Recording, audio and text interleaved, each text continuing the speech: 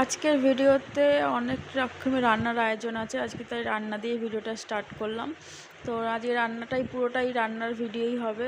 দেখতে থাকো আমি কি রান্না করি আর কেন এত রান্না করছি, এটা তো টাইটেল থাম্বনেল দেখে তোমরা বুঝতেই পেরে গেছো। তো চলো রান্নাটা শুরু করি। আর তোমাদের সবাইকে বলি আমার চ্যানেলে তোমাদের সবাইকে ওয়েলকাম। তো তোমরা কেমন আছো আশা করি সবাই জানিও, আশা করি সবাই ভালো আছো, আমিও খুব ভালো আছি। তো এদিকে দেখো আমি ভাত বসিয়ে দিয়েছি আর ওই দিকে আমি পায়েস বসিয়ে দিয়েছি। দেখতেই পাচ্ছ দুধ বসিয়ে দিয়েছি, গরম দুধ। দুধটা গরম হতে বসিয়েছি, দুধটা ফুটে গেলে তখন আমি ওই যে গোবিন্দভোগ চালটা ধুয়ে রেখেছিলাম সেটা দিয়ে দিলাম। আর দুধের মধ্যে আমি তেজপাতা এলাচ আগেই দিয়ে দেখেছি। তো ওটা দিয়ে আমি যখন দুধটা ফুটে গেছে তখন আমি চালটা ধুয়ে রেখেছিলাম, চালটা দিয়ে দিলাম। আর এই পাশে যে আমি হাঁড়িতে বসিয়ে রেখেছিলাম, এই ভাত বসিয়েছি হাঁড়িতে। তো ভাতটা ফুটে গেলে আজকে যেহেতু অনেক রকম রান্নার অনেক কিছু রান্না করব। অনেক কিছু বলতে হয়তো আইটেমটা ছোট হতে পারে কিন্তু রান্নাটা করতে সময় লাগবে। তো সেজন্য আমি ভাতটা যখন ফুটে গেল তখন আমি হাঁড়িটা নামিয়ে দিলাম। ভাত কিন্তু আমার হয়নি, খালি জাস্ট ফুটার পরেই আমি নামিয়ে দিয়েছি। এতে হয়তো তোমরা ভাবতে পারো যে ভাতটা ডেলা পেকে যেতে পারে বা ভাতটা কীরকম হবে, কিন্তু বিশ্বাস করো এতে তোমাদের গ্যাসটাও বাঁচবে আর ভাতও কোনো ডেলা পাকবে না। এতে তোমাদের কোনো প্রবলেম নেই। যখন ফুটে যাবে তখন তোমরা গ্যাসটাকে অফ করে দেবে। কিন্তু এটার জলটা পরিমাণটা বেশি দিতে হবে, কারণ জলের পরিমাণ কম থাকলে তাহলে কিন্তু ভাতটা হবে না।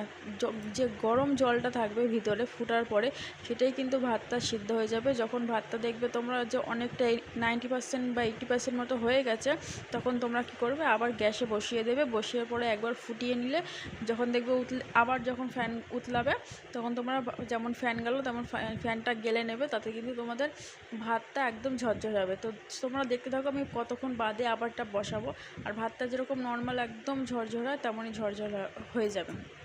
তো এই ভাতটা নামিয়ে দেওয়ার পরে আমি এদিকে দেখো তোমার কড়াই বসিয়ে দিয়েছি। আর কড়াইতে আমি এখন তেল দিয়ে দিয়েছি, তেলটা গরম হয়ে গেছে।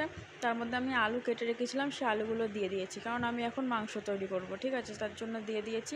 আর ওই পাশে যে আমি দেখে নিলাম যে পায়েসটা কত দূর বাকি। আসলে আমার ইচ্ছা ছিল যে এই বছর আমার হাজব্যান্ডের যে জন্মদিনটা সেটা আমি অন্যরকমভাবে করব, একটু বড় করেই করব। প্রত্যেক বছরই আমি ভাবি যে আমি একটু বড় করে করব, একটু ভালো করে করব। তবে প্রত্যেক বছরই আমি যথেষ্ট ভালো করেও করতে পারি। আগের বছরও এর থেকেও ভালো করে করেছিলাম, আমার পছন্দের খাবার বানিয়েছিলাম। কিন্তু এই বছরটা আমি সেরকমভাবে কোনো রকম করতে পারিনি, খালি নিয়মটা যাতে যেরকম হয় সেরকম খালি নিয়মটা পালন করেছি। আর ছোট্ট একটা কেক এনেছিলাম, সেটা দিয়ে বার্থডে সেলিব্রেট করি, সেটা তোমরা পুরো ভিডিওটা দেখলেই বুঝতে পারবে। আসলে এই বছর অন্য বছরের থেকে বা প্রত্যেক বছর ভাবনার থেকে এই বছরের ভাবনাটা অনেকটাই উল্টো হয়ে গেছে। কারণ এই বছর আমাদের একটু প্রবলেম হয়ে গেছে, আমার হাজব্যান্ডের একটু কাজকর্মে একটু অসুবিধা হয়ে গেছে বলে।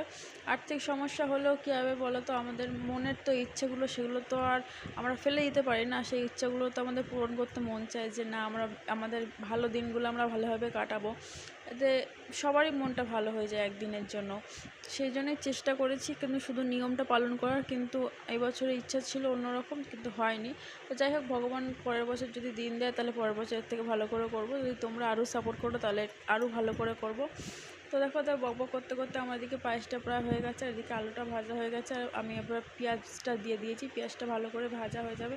সবাই জানো যে মাংস কেমন করে প্রসেস করতে হয়, তো সেটা বলার কোনো জায়গা থাকে না। তো তাও আমি বলে দিচ্ছিলাম তোমাদেরকে, ঠিক আছে, যে আমি কিভাবে করি। এবার তোমরা এরকম দেখতেও পারো, দেখে হয়তো বুঝতে পারছো যে আমি কী কী দিচ্ছি। এবার তোমরা যদি কেউ অন্যরকমভাবে করে থাকো তাহলে সেটাও আমাকে জানিও যে তোমরা কিভাবে করে থাকো। আর আমি কথা বলছি, আমি ভয়েস ওভার দিচ্ছি, এতে যদি তোমাদের কারো বুঝতে অসুবিধা হয় বা আমার ভয়েস ওভারে দিতে যদি কোনো ভুল ত্রুটি হয় তাহলে আমাকে অবশ্যই ক্ষমা করে দিও। কেননা আমি খুব একটা এরকম ভিডিও করি না, তো তার জন্য আমার ভয়েস ওভারটা দিতে অসুবিধা হচ্ছে বা কথা বলতে হয়তো অসুবিধা হচ্ছে। তো এরকম তোমরা যদি আমাকে সাপোর্ট করো, আমি পরবর্তীকালে আরও অনেক ভিডিও বানাবো। ভিডিও করতে করতে আমি জানি যে আমার ভয়েস ওভারটা ঠিক হয়ে যাবে, তখন এতটা অসুবিধা হবে না। বড় বড় যে ব্লগ ভিডিও করে যে ব্লগাররা, তাদের মতো আমিও ভয়েস ওভার দিতে পারবো। তো চলো, বকবক করতে করতে এখানে তো অনেক কিছুই দিয়ে দিয়েছি, টমেটো দিয়ে দিয়েছি, কাঁচা লঙ্কা চিড়ে দিয়ে দিয়েছি। তো কাঁচা লঙ্কা টমেটোটা দিয়ে একটু নাড়ানোর তারপর যখন টমেটোটা একটু গলে গেছে তখন আমি এখানে আদা রসুন বাটা, পরিমাণ মতো নুন, হলুদ, লঙ্কা গুঁড়ো, অল্প একটু লঙ্কা গুঁড়ো দিয়েছি। ঝালটা প্রচুর পরিমাণে আমি দেবো না, কারণ আমার ঘরে ছোটো বাচ্চা আছে। আমি যদি অতিরিক্ত পরিমাণে ঝাল দিই তাহলে হয়তো আমরা কষ্ট মষ্ট করে খেয়ে নিলেও খেতে পারবো, কিন্তু আমার ঘরে যে ছোটো বাচ্চাটা আছে সে খেতে পারবে না। তাই ঝালটা আমি আমার পরিমাণ মতো দিলাম, তোমরা যেরকম তোমাদের পরিমাণ মতো দাও সেরকম পরিমাণ মতোই দিয়ে দেবে। তো চলো এখানে আমি মশলাটা কষিয়ে নিই। এদিকে পায়েসটাও আমি বসিয়েছি। আর কড়াইটা হয়তো সবার মতো নতুন কড়াই না আমার, তোমরা হয়তো অনেকেই বলতে পারো যে কী কড়াইটা এরকম কালো, এই কড়াইতে রান্না করছো। তবে আমার কাছে এই কড়াইটাই ভালো, যথেষ্ট পরিষ্কার আমি মনে করি, কারণ আমি চেষ্টা করি পরিষ্কার করে রাখার মতো। আর যেহেতু সংসার আমাদের একদিনের নয়, যে আজকে সংসার করেছি কালকে করবো না, তো নতুন জিনিসপত্র কিনেছি আর আমার লাগবে না, ইউজ করছি না, তা তো না। সংসার আমরা অনেক দিন ধরেই করছি। তো ওটা আমার বিয়ের একদম প্রথম যেহেতু কড়াইটা কেনা, তো সেই জন্য কড়াইটা রান্না করতে করতে, আর আমার আগে এরকম গ্যাস ছিল না, আমি আগে স্টোভে রান্না করতাম, তার জন্য এরকম পুরো কালো হয়ে গেছে। তো অনেক কষ্ট করে আমি সেটাকে তুলে পরিষ্কার করার চেষ্টা করি। তবু রান্না করলে তো একটু তেল মশলার জন্য রান্না করতে করতে এরকম কালার হয়ে যায়, হলুদ হয়ে যায়, কালো হয়ে যায়। তো আর স্টোভের কালি যখন আমি অনেক দিন ধরে রান্না করছি স্টোভের কালি তো সহজে ওঠে না, তাও চেষ্টা করি যতটা ঘষে পরিষ্কার করা যায় আর কি। আর যারা কিচেনের রান্না করে, যারা রান্নার ভিডিও করে, তাদের কড়াইটা সুন্দর হয়, তারা সেইভাবে কড়াইটা কেনে। তো শুধু রান্নার জন্যই কেনে, হয়তো সেই জন্য তাদের কড়াইটা পরিষ্কার হয়।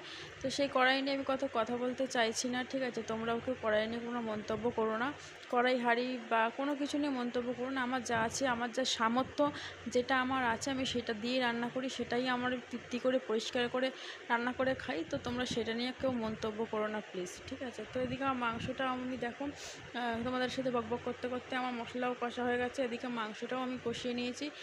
ফার্স্টে কষানোর পরে দেখো আমি এখানে জল ঢেলে নিয়েছি। আমি তো ঢেকে করছিলাম, ফার্স্টে আমি ঢাকা দিয়ে দিয়েছিলাম, মাংসটা দিয়ে মশলাটাকে কষিয়ে মাংসটা দিয়েছিলাম, দিয়ে তারপর আমি ঢাকা দিয়ে আঁচ কমিয়ে দিয়েছিলাম। তাতে কী হয় যে মাংসতে জলটা বেরিয়েছে, সেই জলটা কিন্তু বেরিয়ে যায়।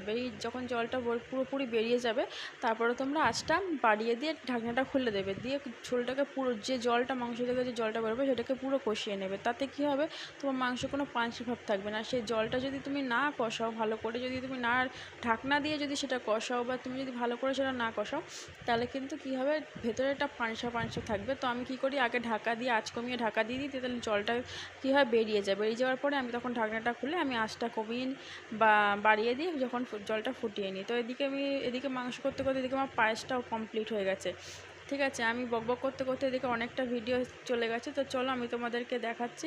তো পায়েসটা কমপ্লিট হয়ে গেছে, এদিকে আমি ভাজা বসিয়ে দিয়েছিলাম। আর দেখো রান্না করতে আমার রান্নার অবস্থা কি, সব আমি গুছিয়ে নিয়েছি। বাকিটা রান্না করতে পারিনি। তো আমি কী রান্না করেছি তোমরা ভালো করে স্পষ্ট করে দেখিয়ে নাও, আমি দেখিয়ে দিয়েছি কী রান্না করেছি। আর যেহেতু বললাম আমি ছোটো করে কেক এনেছি, তো সেই কেকটাই আমি কাটলাম। তো তোমাদের কেমন লাগলো অবশ্যই জানিও। তো চলো কেক কাটার মুহূর্তটা একটু এনজয় করো। বলো কেক কাটা হয়ে গেছে, বলো হ্যাপি বার্থডে, বলো হ্যাপি বার্থডে পাপা। দাও দাও, বার হচ্ছে না তো, দাও কি করে দেবো? বাবার জন্য কেক খেতে দেখি না, আজকে কেক খাচ্ছে। হ্যাঁ আনতে খাবো না কেন?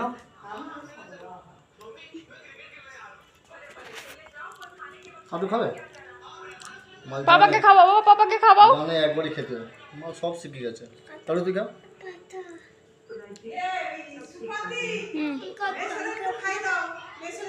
এনে পাপাকে খাওয়া, ধরো কেকটা ধরো, এই যা কেকটা ধরো, এইটা ধরো, কেক মাখাতে শিখে গেছিস? এইটা ধরো, এটা ধরো, হাত দিয়ে ধরো, ওই হাত দিয়ে ধরো। এই ধরো। হ্যাঁ পাপাকে খাওয়াও। তো হাতেলো করেছে, আমি বাচ্চা হয়ে গেছি।